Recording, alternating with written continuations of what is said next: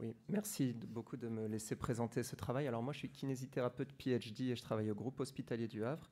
Et je vais vous présenter du coup le travail multicentrique que nous avons réalisé. Donc je m'excuse par avance, j'ai complètement oublié de mettre la diapo de conflit d'intérêts, mais je n'ai aucun conflit d'intérêts en lien avec cette présentation. Alors c'est pratique parce que l'orateur d'avant a déjà fait le contexte pour moi, mais je resitue un petit peu les choses. Effectivement, les hôpitaux ont dû se réorganiser pour prendre en charge les malades Covid avec la création d'unités intermédiaires, souvent pour prendre en charge les patients chez qui on n'irait pas jusqu'à l'intubation. Et on a déjà quelques cohortes en fait, italiennes qui nous rapportent des données de la première vague avec l'utilisation de la CPAP comme support non invasif chez ces patients qui vont présenter ce qu'on appelle un Do Not Intubate Order, donc chez qui on n'irait pas jusqu'à l'intubation. Et ces cohortes italiennes, elles nous rapportent des taux de mortalité extrêmement importants à 75%. C'est assez difficile en fait de conclure en l'intérêt d'utiliser de telles technologies chez ces malades-là, sachant qu'on ne va pas pouvoir vraiment comparer les malades qui peuvent être intubés avec les malades qui ne peuvent pas être intubés. Et c'est ce qu'on a essayé de faire, nous, du coup, au cours de cette deuxième vague, en incluant cette fois tout type de support ventilatoire, c'est-à-dire le high flow et la CPAP.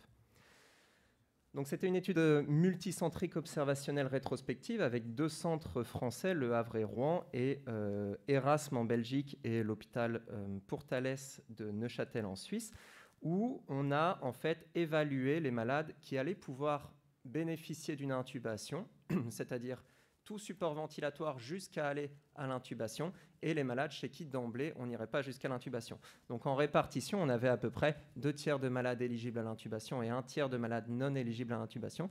Et on a également utilisé en fait un propensity matching score avec une inverse probability of treatment weighting pour les non-statisticiens. Qu'est-ce que c'est que ce genre d'analyse statistique? C'est une analyse statistique qui va nous permettre en fait d'éviter tous les biais et de comparer on va dire, entre guillemets, le plus fiablement possible des populations qui ne seront pas comparables. Je vous ai mis ici 2 exemples en fait, de distribution de patients. Ici, on avait voilà, l'âge, la distribution de l'âge en fonction des 2 groupes, et ici, les distributions selon certaines comorbidités. Et grâce à l'inverse probability of treatment weighting, on va essayer de normaliser en fait, ces 2 distributions en créant une espèce de pseudo-population fictive. Donc voilà les résultats. On a eu 517 patients admis pour Covid sévère. Donc finalement, on n'en a recensé que 400. 130 ont eu un Do Not Intubate Order et 270 étaient éligibles à l'intubation. Je vous mets ici je vous passe rapidement les détails des supports ventilatoires utilisés pour les non-intubate order et avant l'intubation. Mais voilà, on a utilisé toutes les stratégies possibles.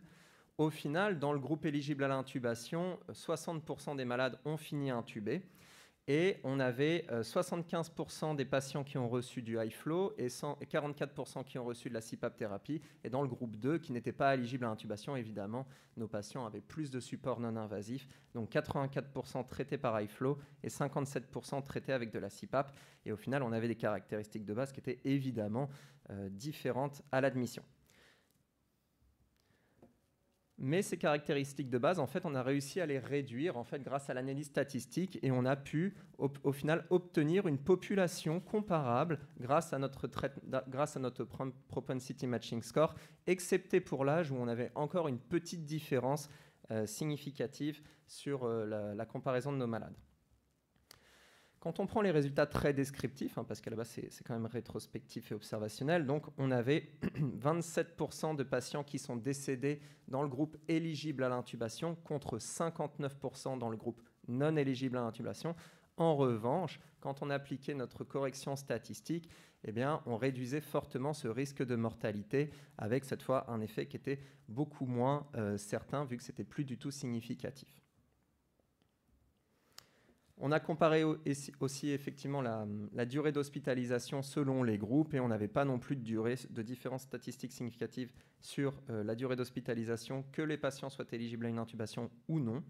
Et au final, en fait, ça nous a permis de conclure que l'utilisation des supports non invasifs à partir du moment où le malade ne pourra pas bénéficier d'une intubation semble quand même une bonne stratégie thérapeutique ou une bonne alternative pour ces malades-là.